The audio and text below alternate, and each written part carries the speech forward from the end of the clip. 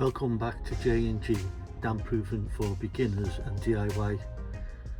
I've been called out to a house today, it's in West Derby somewhere. Apparently they've had a problem with damp. Someone's come out, I don't know whether it's a company or an individual. I know they said they took the plaster off, but I don't know what treatment they've done. But for some reason they can't get them back to finish it. Whereas because they took the plaster off, scratching their heads, they don't know what to do next.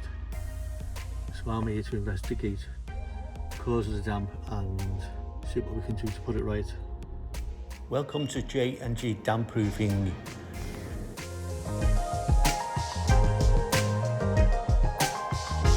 For beginners and DIY.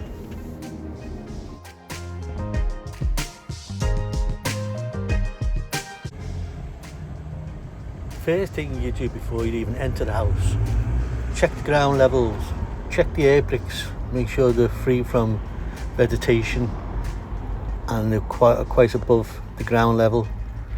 Check gutters and drain pipes, make sure there's no leaks. Now we're in the house, look at the brickwork, it's full of salts, just all dried out. Just crumbling, faking everywhere. But the wall's showing dry. No dampness at all. Just surface salts all over the plaster. Right, I'm a bit concerned about this membrane that's outside. That could stop the water from draining away and could cause a puddle which could seep in under the subfloor, cause a humidity build-up. And that humidity wants to escape, so it starts coming up the side of the wall and it gets trapped between the sand cement plaster and the mortar beds. Because of the plaster, it can't evaporate. So I guess when this fella took the plaster off, this wall was actually wringing wet. And he probably thought, well, what the hell's going on here? Probably got him a bit panicky, so that's why he left it. But he said that was 5 weeks ago. So all that has had time to dry out, so that's why all the salt evaporation on the wall and why it's so dry. So there's nothing wrong with the damp course, it's just trapped salts and a membrane. You just don't use sand cement or membranes like this. This is a plastic membrane. Look at the state of it, it's absolutely wringing wet. It's just trapping water and not allowing to evaporate. So don't use them, and don't just rely on this meter. This is picking dampness up above a meter, so it's picking up condensation. So you need to take a sample and use one of these machines. It's a calcium carbide speedy test. Take a second sample with that and that'll give you an accurate moisture content. So the treatment for this, we're going to brush all this loose salts off, then we're going to put a liquid membrane on. It's called Dry Seal. It stops the salts from coming back through. Then we can plasterboard it and skim it, and that will solve the problem. This is the cream I use. It's from Safeguard Europe. So there's no need for all this. Take the plaster off a metre high, inject it, put a plastic membrane on this section of the wall where the plaster hasn't been taken off. We're going to put a felt membrane on. That's a salt protector. We'll do the same thing as the liquid membrane, but you don't have to take the plaster off. So we'll install that and skim over it. Okay, right, let's start the treatment. So what we're going to do, we're going to start rubbing this wall down, get rid of all the loose salts and any dust.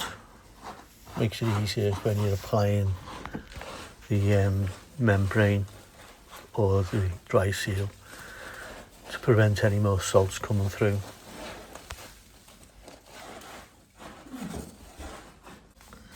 Okay, now that's all rubbed down.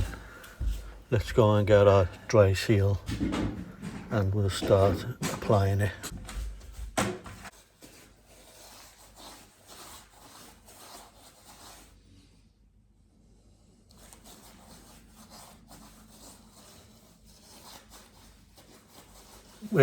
Works out about £80–90 a tub. So it's not cheap, but it's good stuff. So right, we start applying all this.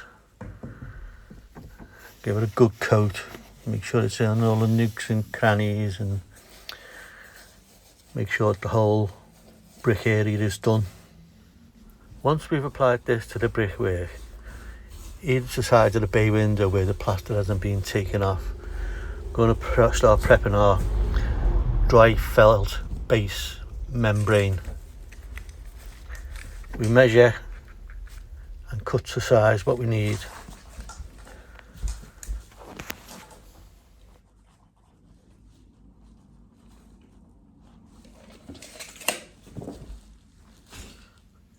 Once we've got our measurement right, we put a straight edge on it. I put a mark down it with a Stanley knife, and then I use a pair of scissors to cut it.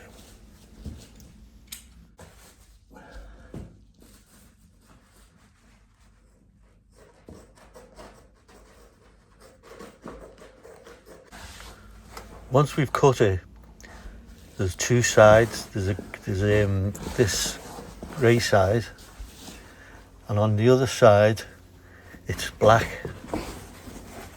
So the black side goes against the wall, so you can say black to back.